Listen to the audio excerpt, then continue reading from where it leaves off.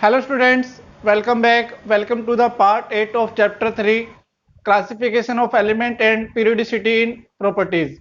तो पिछले पार्ट के अंदर हमने आपको आयनाइजेशन एंथैल्पी स्टार्ट कराया था। आयनाइजेशन एंथैल्पी के अंदर हमने आपको ये भी बताया था कि किन किन फैक्टर्स के ऊपर आयनाइजेशन एंथैल्पी डिपेंड करती है। तो उसमें मैंने आपको कितने पार्ट बताए थे या कितने फैक्टर्स बताए थे, उसके अंदर 5 पार्ट्स होते हैं जिनके ऊपर जो आयनाइजेशन एंथैल्पी है, जिन फैक्टर्स को कंसीडर करके आप आयनाइजेशन एंथैल्पी का वेरिएशन बता सकते हैं। जैसे size of the atom, size के बारे में हम पहले ही पढ़ चुके हैं कि भाई ग्रुप और पीरियड के अंदर साइज कैसे वरी करता है। ठीक है। Charge on the nucleus and next is screening effect. Next fourth कौन सा आता है, penetration power of the inner electron and the electronic confirmation of the element. तो ये आपके क्या हैं, 5 फैक्टर्स है जिनके ऊपर क्या होता है, आयनाइजेशन एंथैल्पी डिपेंड करती है। Now we will talk about the variation of ionisation enthalpy in groups and periods. ठीक है। Variation of ionization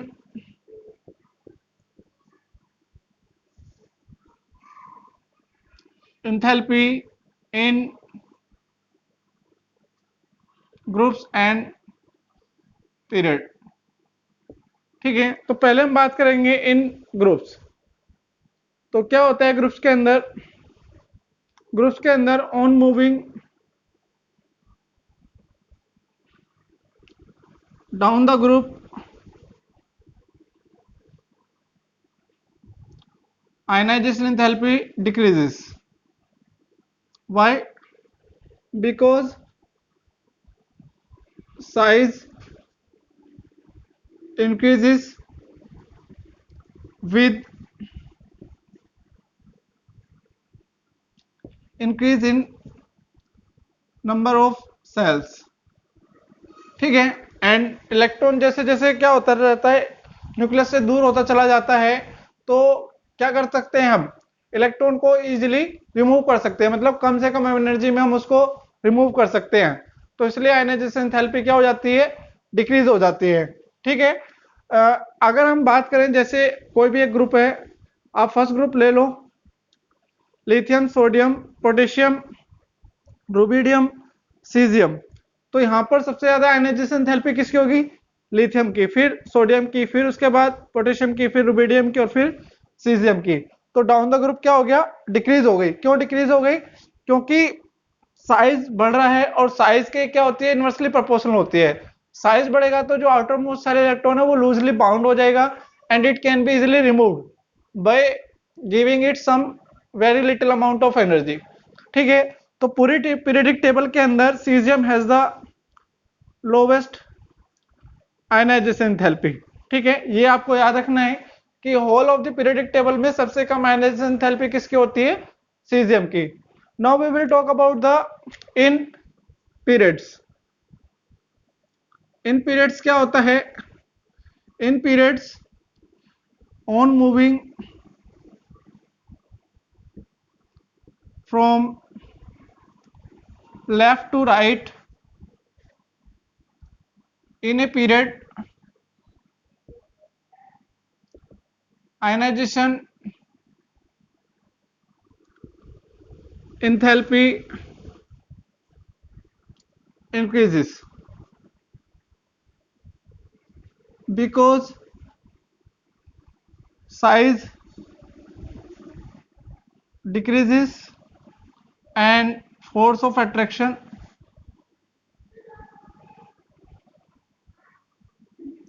increases due to increase in nuclear charge. ठीक है। न्यूक्लियर चार्ज बढ़ता रहता है जिसकी वजह से क्या होता है, उसके बीच में फोर्स ऑफ अट्रैक्शन बढ़ जाता है आउटरमोस्ट सेल के इलेक्ट्रॉन और न्यूक्लियस के बीच में, और साइज कम हो जाता है और एक इलेक्ट्रॉन को निकालने के लिए आपको बहुत ज्यादा एनर्जी की जरूरत पड़ती है। ठीक है। तो अगर हम सेकेंड पीरियड की बात करते हैं, सेकेंड पीरियड की बात करते हैं तो इसमें आपका आता है lithium, beryllium, boron, carbon, nitrogen, oxygen and fluorine. यहाँ पर मैंने आपको पहले बताया था कि जब भी हम वेरिएशन की बात करते हैं वी एक्सक्लूड ग्रुप 18 मींस जो इनर्ट गैस ग्रुप है उसको हम लीव कर देते हैं, क्योंकि उनका जो बिहेवियर होता है वो एक्सेप्शन होता है। क्यों होता है? क्योंकि उनके आउटरमोस्ट सेल क्या होता है, फुल्ली फिल्ड होते हैं। तो पूरी पीरियडिक टेबल में अपने रेस्पेक्टिव पीरियड के अंदर सबसे ज्यादा आयनाइजेशन एंथैल्पी किसकी होती है? ग्रुप 18 के एलिमेंट की। तो अगर आपसे पूछा जाए कि पीरियड सेकंड में सबसे ज्यादा आयनाइजेशन एंथैल्पी किसकी होगी? नियोन की, ठीक है। और थर्ड पीरियड में आर्गन की, फोर्थ में किसकी हो जाएगी? क्रिप्टॉन की। इस तरीके से आपकी जो एनर्जी है वो मीन्स जो आपके क्या है इनर्ट गैसेस है उनकी जो आयनाइजेशन एंथैल्पी है सबसे ज्यादा होती है। क्यों होती है? क्योंकि उनका जो इलेक्ट्रॉनिक कन्फर्मेशन होता है वो स्टेबल इलेक्ट्रॉनिक कन्फर्मेशन होता है, ना तो उनको एक इलेक्ट्रॉन रिमूव करने के लिए हमें बहुत ज्यादा एनर्जी की जरूरत पड़ती है। तो यहाँ पर जो आपके लिए ऑर्डर आना चाहिए ये आना चाहिए था, ठीक है, लेकिन ये क्या होता है, ये गलत हो जाता है। क्यों? बिकॉज ऑफ दिस, ये दो आपके पास ऐसे एलिमेंट है जिसमें इसका इलेक्ट्रॉनिक कन्फ्यूजन होता है 1s2 2s2। तो s ऑर्बिटल कंप्लीटली फिल्ड होता है, इसका होता है 1s2 2s2 2p3। जो 3 होता है वो हाफ फिल्ड होता है इस तरीके से, ठीक है। तो जो आपका n है या ग्रुप 15 है, ये कौन सा है? ग्रुप 15 और ये ग्रुप 2, ठीक है। तो ग्रुप 15 की जो आयनाइजेशन एंथैल्पी होती है वो ग्रुप 16 से ज्यादा होती है, क्योंकि उसके अंदर हाफ फिल्ड ऑर्बिटल होता है। जैसे कि कल हम जो पिछला पार्ट था उसके अंदर हमने डिस्कस किया था कि जो हाफ फिल्ड और फुल्ली फिल्ड या कंप्लीटली फिल्ड ऑर्बिटल्स होते हैं, इलेक्ट्रॉनिक कन्फ्यूजन होते हैं, उनकी आयनाइजेशन एंथैल्पी हाई होती है because they are stable and they will required very large amount of energy to remove an electron, ठीक है। तो इसलिए यहाँ पर क्या होता है, जो इसका करेक्ट ऑर्डर आएगा वो आएगा LIBBE, ठीक है। फिर C, फिर O, फिर N और फिर F, ठीक है। तो ये आपसे पूछा भी जाता है कि ऑर्डर के अकॉर्डिंग तो ये होना चाहिए था कि भाई नाइट्रोजन की आयनाइजेशन एंथैल्पी कम और ऑक्सीजन की ज्यादा, लेकिन ये ऑर्डर क्या होता है, एक्सेप्शनली चेंज हो जाता है due to the electronic confirmation of N, क्योंकि उसमें हाफ फिल्ड p ऑर्बिटल होते हैं। वैसे ही फास्फोरस के लिए हो जाएगा, फास्फोरस और सल्फर के लिए। तो ये आपको याद रखना है कि भाई जिन जिन एलिमेंट्स के लिए क्या होता है ऑर्बिटल फुल्ली फिल्ड या हाफ फिल्ड होता है, उसके इलेक्ट्रॉनिक कन्फर्मेशन में उनकी आयनाइजेशन एंथैल्पी क्या होती है, ज्यादा होती है, ठीक है। ये आपसे पूछा भी जा सकता है कि बेरिलियम और बोरोन में किसकी आयनाइजेशन एंथैल्पी ज्यादा है और क्यों है, ठीक है। आगे बात समझ में। Now we will talk about the successive ionisation enthalpy, ठीक है। सक्सेसिव आयनाइजेशन एंथैल्पी का मतलब है कि एक इलेक्ट्रॉन निकालने के बाद दूसरा इलेक्ट्रॉन निकालो, फिर तीसरा निकालो, फिर फोर्थ, फिर फिफ्थ, एक के बाद एक इलेक्ट्रॉन निकालते रहते हैं और वहां पर जो एनर्जी चेंज होता है that is called successive ionisation enthalpy. एक के बाद एक, ठीक है, एक ऑर्डर में चीजें होती रहती हैं। जैसे 1 के बाद 2 आता है, 2 के बाद 3 आता है, वैसे ही एक इलेक्ट्रॉन निकलेगा उसके लिए फर्स्ट आयनाइजेशन एंथैल्पी, फिर सेकंड इलेक्ट्रॉन निकलेगा तो उसके लिए सेकंड आयनाइजेशन एंथैल्पी। तो जो सेकंड आयनाइजेशन एंथैल्पी होती है वो हमेशा फर्स्ट आयनाइजेशन एंथैल्पी से क्या होती है, हाई होती है, ठीक है, सभी एलिमेंट्स के लिए। ऐसा क्यों होता है?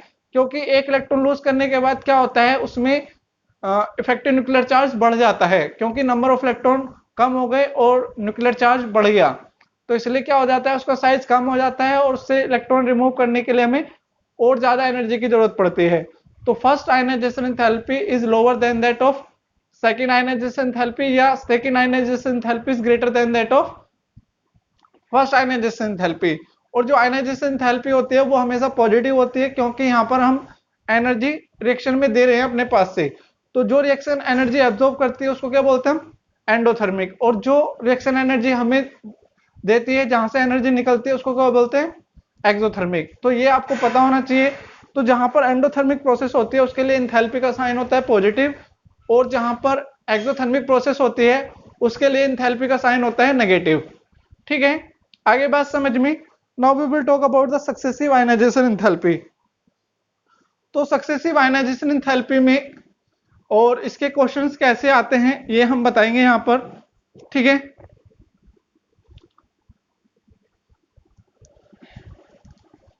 ये बहुत ज्यादा इंपॉर्टेंट है वेरिएशन, क्योंकि इसमें आपको अलग अलग एलिमेंट दिए जाएंगे, पेयर ऑफ एलिमेंट्स दी जाती हैं, ठीक है, 4 और 3 एलिमेंट्स दिए जाते हैं, पूछा जाता है कि भाई कौन से एलिमेंट की आयनाइजेशन एंथैल्पी सबसे कम है और किसकी सबसे ज्यादा है।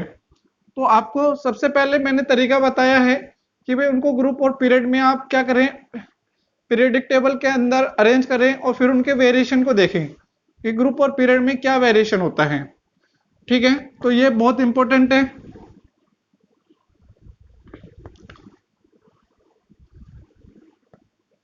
ठीक है, तो अब हम बात करेंगे सक्सेसिव आयनाइजेशन एंथैल्पीज की। ठीक है, सक्सेसिव आयनाइजेशन एंथैल्पी क्या होती हैं? तो जो क्या होती हैं, continuous process of removing electron from an element of its gaseous element, gaseous isolated gaseous atom. Successive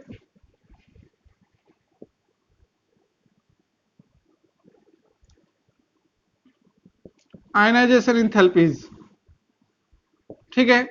तो जैसे आपके पास क्या है, एक एम मेटल है, ठीक है, गैसियस एटम है, आइसोलेटेड, इसने क्या किया, एक इलेक्ट्रॉन रिलीज कर दिया, ठीक है, प्लस इलेक्ट्रॉन, तो इसके लिए क्या आएगा, IE1 आ गया, ठीक है।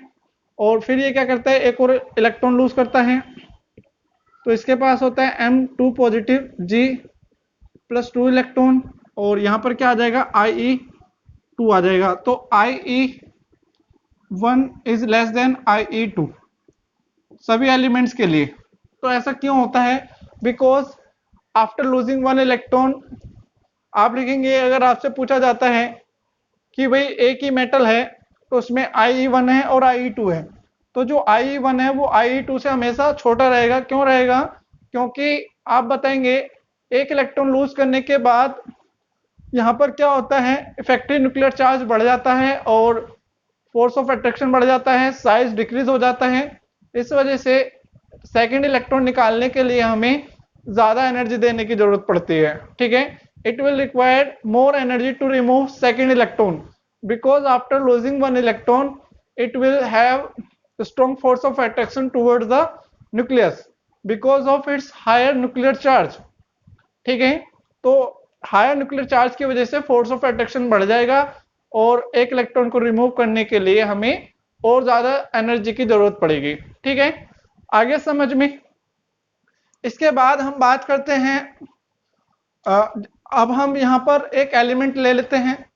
ये तो हमने एक क्या लिया, एक मतलब इमेजिनरी मेटल लिया है, एलिमेंट लिया है, उसका कोई एटम लिया है, ठीक है। अब हम बात करते हैं सोडियम के लिए।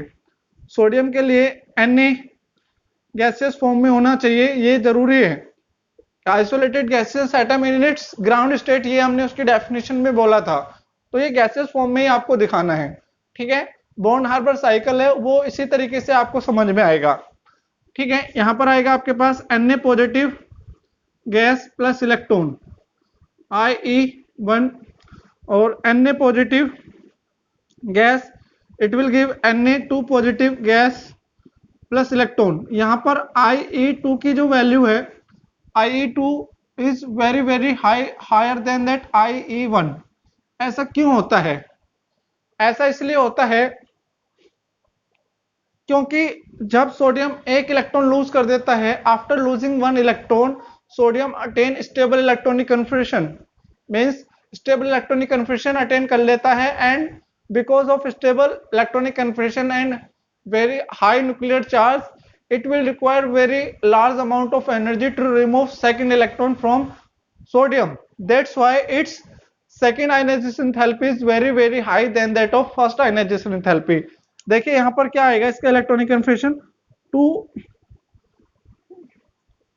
1s2 2s2 2p6, तो ये क्या हो गया, कंप्लीटली फिल्ड सेल हो गई। तो कंप्लीटली फिल्ड सेल होने की वजह से इससे इलेक्ट्रॉन रिमूव करने के लिए हमें बहुत ज्यादा एनर्जी की जरूरत पड़ेगी, इसलिए इसकी जो सेकंड आयनाइजेशन एंथैल्पी होती है वो बहुत ज्यादा हाई होती है, ठीक है। दूसरा, अगर आप क्या करें, Na पॉजिटिव ले और नियोन लेते हैं, तो Na पॉजिटिव और नियोन में से किसकी आयनाइजेशन एंथैल्पी ज्यादा होगी, तो आप बताएंगे कि Na पॉजिटिव की आयनाइजेशन एंथैल्पी ज्यादा क्यों होगी, क्योंकि इसमें नंबर ऑफ प्रोटॉन ज्यादा हैं। तो इसमें क्या हो जाएगा, न्यूक्लियर चार्ज ज्यादा है तो इसलिए फोर्स ऑफ अट्रैक्शन ज्यादा होगा और स्ट्रॉन्गली हेल्ड होंगे इलेक्ट्रॉन, और उसको रिमूव करने के लिए आपको उतनी ही ज्यादा एनर्जी की जरूरत पड़ेगी। ठीक है, तो यहाँ पर आप बताएंगे कि सोडियम के लिए अगर किसी एलिमेंट के लिए सेकेंड आयनाइजेशन एंथैल्पी बहुत ज्यादा है तो इसका मतलब है कि फर्स्ट इलेक्ट्रॉन रिमूव करने के बाद उसने स्टेबल इलेक्ट्रॉनिक कन्फर्मेशन कर लिया है, और ये सब कौन करता है, ये सब करते हैं फर्स्ट ग्रुप के एलिमेंट्स। ठीक है, अब हम दूसरी बात करते हैं मैग्नीशियम की। मैग्नीशियम में आपने क्या किया, एक इलेक्ट्रॉन लूज कराया, Mg पॉजिटिव प्लस इलेक्ट्रॉन, ये हो गया IE1, Mg पॉजिटिव, एक इलेक्ट्रॉन लूज किया, Mg2 positive, G plus electron IE2। लेकिन Mg2 positive gas it will give Mg3 positive gas plus electron, यहां पर हो गया IE3। तो जो IE3 होता है it is very very greater than IE2। ठीक है, और IE1 तो होता ही है IE2 से ज्यादा। तो यहाँ पर थर्ड आयनाइजेशन एंथैल्पी बहुत ज्यादा हो गई। तो आप बताएंगे थर्ड आयनाइजेशन एंथैल्पी में बहुत ज्यादा इंक्रीज क्यों हुआ है, क्योंकि दो इलेक्ट्रॉन रिमूव करने के बाद ये स्टेबल इलेक्ट्रॉनिक कन्फर्मेशन अटेन कर लेता है 2-8। आउटरमोस्ट सेल क्या हो जाते हैं, फुल्ली फिल्ड हो जाते हैं, स्टेबल इलेक्ट्रॉनिक कन्फर्मेशन अटेन कर लेगा, and there will be strong force of attraction between outermost cell electron and the nucleus, and it will require very large amount of energy to remove this third electron from magnesium। तो अगर किसी element की third ionization enthalpy बहुत ज्यादा है तो इसका मतलब है कि वो एलिमेंट किसका है, सेकंड पीरियड का एलिमेंट है। ठीक है, now we will talk about the 13 group, aluminium, boron और एल्युमिनियम के लिए। तो उसमें कौन सा आएगा, उसमें आएगी फोर्थ आयनाइजेशन एंथैल्पी।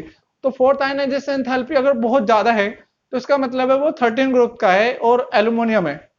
ठीक है, एल्युमिनियम है, बोरोन है, गैलियम है, वो आप देख सकते हैं। ठीक है, तो ये आपका जो आयनाइजेशन एंथैल्पी वाला पोर्शन था वो हमारा कंप्लीट हो जाता है। Now we will talk about the electron affinity, electron gain enthalpy और electron affinity. Electron gain enthalpy और इलेक्ट्रॉन एफिनिटी वैसे सेम ही है, बस इसमें क्या होता है, साइन का डिफरेंस होता है। ठीक है, तो आप इसमें कंफ्यूज मत होना, आप दोनों टर्म यूज कर सकते हैं। ठीक है, इसमें कोई ज्यादा इतना बड़ा डिफरेंस है नहीं। ठीक है, तो इलेक्ट्रॉन गेन एंथैल्पी को हम बोलते हैं इजी या इलेक्ट्रॉन एफिनिटी, ये। ठीक है,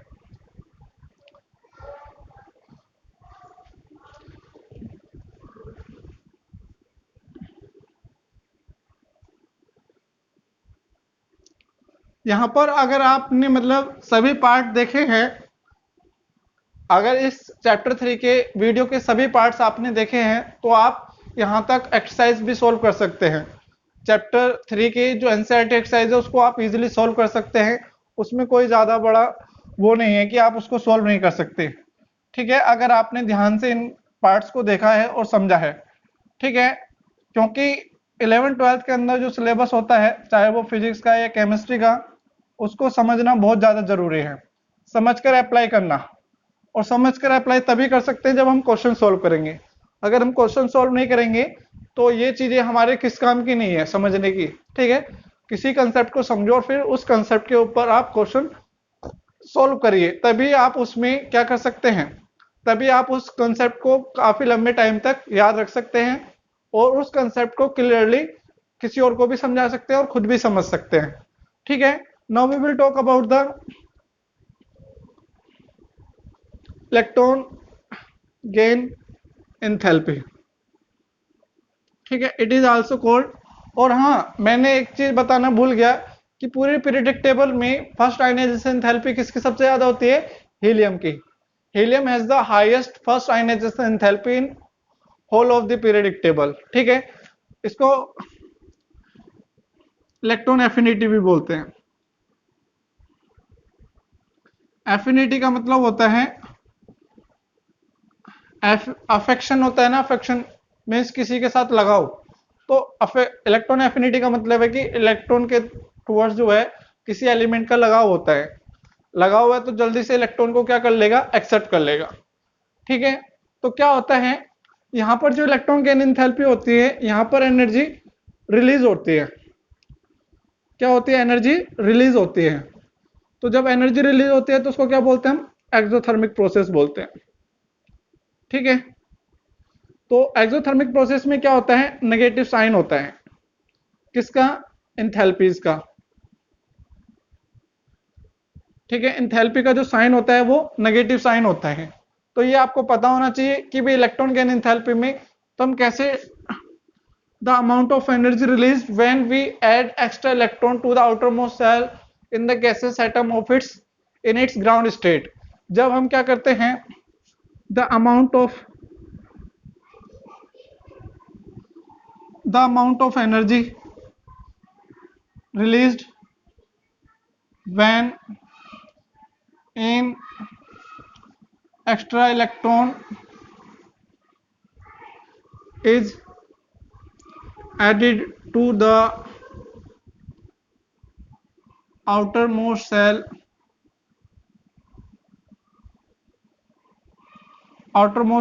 of isolated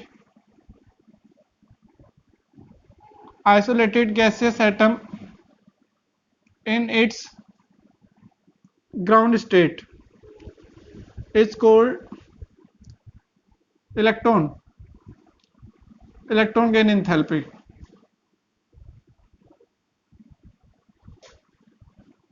ठीक है, जैसे आपके पास क्या है, कोई भी एक एलिमेंट है, इसने एक इलेक्ट्रॉन क्या किया, गेन किया, and it will become negatively charge and you will get heat, that is means heat release हो रही है, तो ये हो जाएगा नेगेटिव, साइन नेगेटिव है।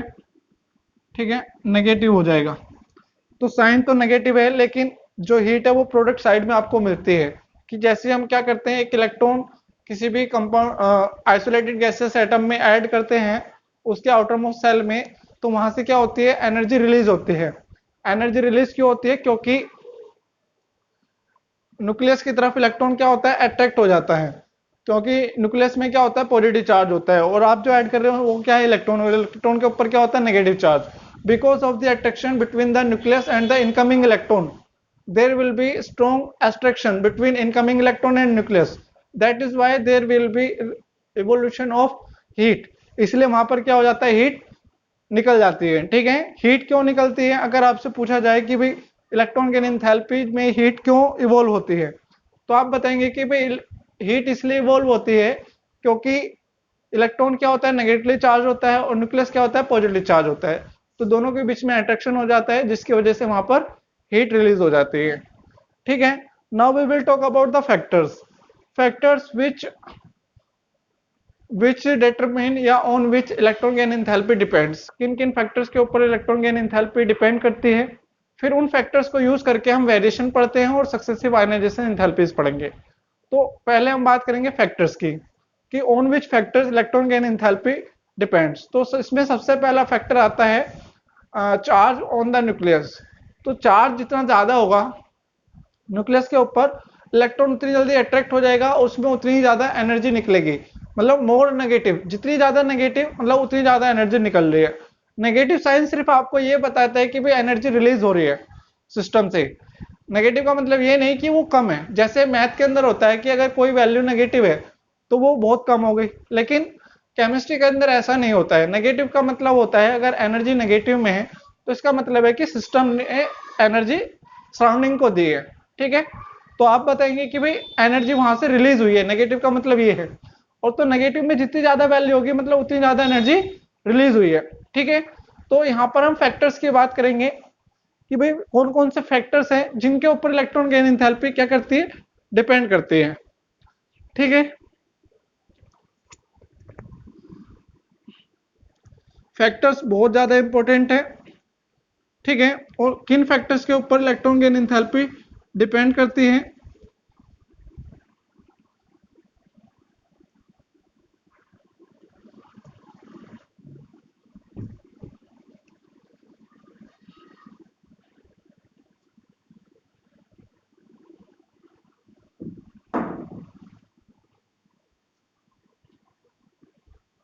तो इलेक्ट्रॉन गेन एंथैल्पी या इलेक्ट्रॉन एफिनिटी के हम क्या पढ़ेंगे, फैक्टर्स पढ़ेंगे।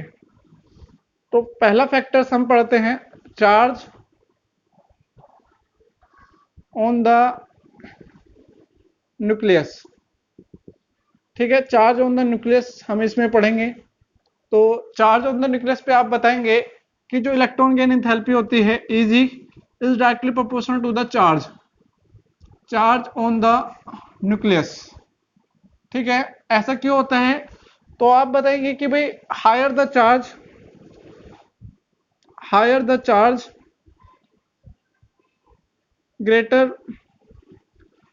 greater will be the